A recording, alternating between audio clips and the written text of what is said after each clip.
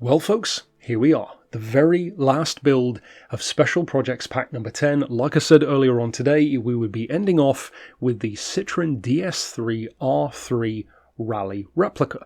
This is one which I noticed online when looking up various lower level rally cars for some inspiration, and a player had actually done it. Now, there are a couple of players who have done this one, but this particular livery looked to me like the most accurate and the most true to that real life car. If I recall correctly, I think this one does come with a couple of visual upgrades that the player had done, which I didn't want because the real car doesn't have them. So you will need to remove, I think it's the front skirt kit, if I recall correctly. Because if you Google search the real R3 version of this car, it has a fairly standard body in comparison. It's mostly just a livery-based thing.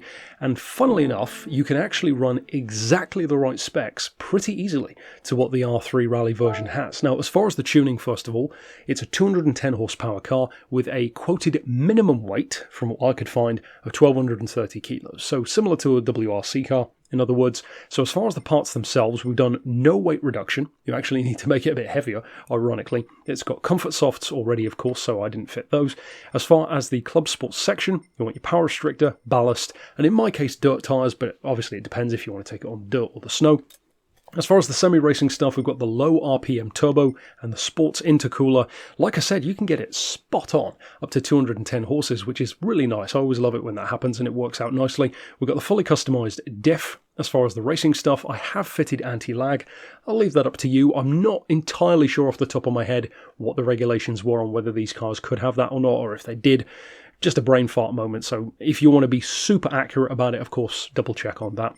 As far as the brakes, we've got the pads and, of course, the discs. I've gone for slotted this time around just to change it up a bit, but it doesn't really matter if you go for drilled, slotted, or ceramics. Ceramics aren't exactly accurate to the car, though. We've got racing clutch and flywheel, the suspension, transmission. For the extreme stuff, of course, the steering angle adapter, and naturally the hydraulic handbrake. It's a rally car, you've got to have that kind of manoeuvrability. And as far as the ultimate stuff, there's nothing fitted at all. And with the dirt tyres, at least, it's under 500 points, which is potentially quite versatile. Now, of course, I've done a ton of rally builds in special projects, and they've ranged from huge power to mostly mid-range. If I recall correctly, I think the majority of the ones I've done have been maybe 300 to 500-ish horsepower, mostly around the 400 region, like RGT kind of stuff, like the 911 and the Alpine. These lower-level cars, though, more often than not, you find that they're way quicker than you'd think. These cars are deceptively quick with like 100 or 200 horsepower, because it's like I've said before, if you have less horsepower, you can use more of it, and there's arguably no better place to showcase that than on the dirt. If you've got 100 horsepower and you're using it all the time, compared to a car that's got 300, but you can only use half the throttle, well, it's going to be a pretty interesting showdown between them. You have to excuse my phone. Now, as far as the tuning, we've got the dirt tyres fitted. For the suspension, it is fully customised for the ride height, bit different between the front and the back, 98 for the front, 107 on the rear, 4 for anti-roll, 30 and 40 for the dampers. As far as the springs, a little bit higher on 2.25, 1 degree of camber on the front with none on the back. Quite hefty toe. Of course, it's a front-wheel drive rally build, so I always go pretty intense with the toe angles just to counteract the understeer. So we've got the toe out by 0.40 on the back, which really helps to swing that tail around, and the exact opposite on the front, towing it in by 0.20 really increases that turn in. As far as the diff, we've got, if I recall, I think the standard settings. I might have slightly changed the braking on 10, 30 and 30. As far as the transmission, we've got 220, so in other words, super close ratios, with 210 horsepower. It's not like you need to stretch the gears out anyway. As far as the ballast, you need 65 kilos to bring us up to that minimum weight of 1,230. I've actually opted to dump that all the way to the front of the car for the same reason as the toe. Since it's front-wheel drive anyway, you may as well swing that empty tail around to improve its cornering and to improve that chuckability through the corners. No downforce on this one. Anti-lag is on strong. I know everyone has their own preference there. And we didn't fit that much, of course, so there's not exactly that much else to take a look at. Like I said, under 500 points, and naturally all that remains is to jump out onto an actual dirt track and show you what it can do in practice. Now, I already mentioned that this one is spot on to real life in terms of its spec, and that's always fantastic when you can get that, especially, of course, for a replica build. It's kind of the name of the game. But in terms of using it, this is actually a deceptively good little car. 1230 kilos being heavier and not even having that much of a power improvement. 210 isn't that crazy.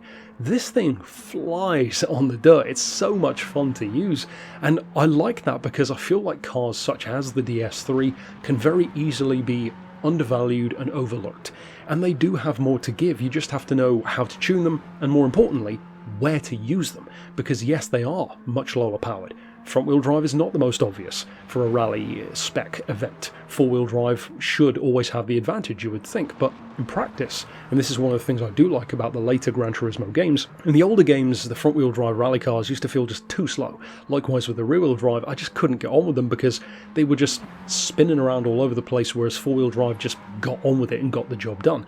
Not so now. The physics are way more realistic, the tuning is better, you can really get the best out of something like this, and the results speak for themselves because this car can actually get around this dirt track, which of course is pretty much my go-to for dirt racing, almost as quickly. I mean, it's not far behind at all the Alpine RGT rally build that I did. I don't recall off the top of my head what power that car had. I think it might have been 300 with a roughly 1100 kilo curb weight or something like that. So the Alpine was more powerful and lighter, if I recall correctly, and yet it wasn't that much difference on the lap, like a couple of seconds I think at the most, which I know that is a lot in motorsport terms, but if you compare this car to that one, it really isn't that much of a difference. So if you have chosen to join me along this journey of Special Projects Pack number 10 over the preceding week, I hope you've enjoyed at least a few of them, if not most of them, and of course I would love to hear if there was a standout that you've really enjoyed.